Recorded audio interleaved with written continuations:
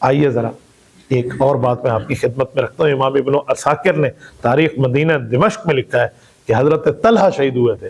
تو حضرت علی کے مرتضیٰ جب آئے، حضرت علی حضرت طلحہ کے چہرے کو دیکھا تو حضرت علی المرتضیٰ کی آنکھوں میں آنسو آ گئے. کیوں؟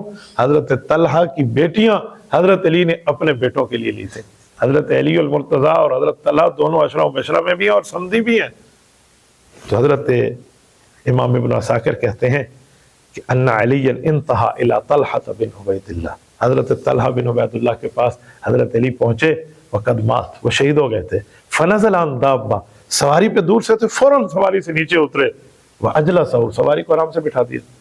فجعل یمسح الغبار عن وجہہ ولحیتہ، حضرت طلحہ رضی اللہ عنہ کے چہرے اور داڑھی سے گرد و غبار صاف کیا، ان کے چہرے سے گرد و غبار صاف کیا. وہو یترحم، بار بار اللہ سے ان کے اوپر رحمت کی دعا کر رہے تھے. وہ یقول، اور کہنے لگے، یا لیتنی مت قبل ھذا اليوم ب20 سنہ، تلا ایسا کیوں نہ ہوا میں آج سے 20 سال پہلے دنیا سے چلا گیا ہوتا. یہ حضرت علی المرتضیٰ کہتے اپنے ساتھی کی شہادت. ابھی بھی ظالم لوگ حضرت علی المرتضیٰ کے سامنے اس لشکر کو باغی کہتے ہیں باغی ہو کر آئے تھے لڑنے کے لیے. اس سے بڑا انصاف کا خون اور کہاں ہوگا کہ حضرت طلحہ اور اس طرح کے لوگوں کو دیکھ کر حضرت علی المرتضیٰ جملہ کہہ رہی ہیں اور اس پر یہ جملہ ہے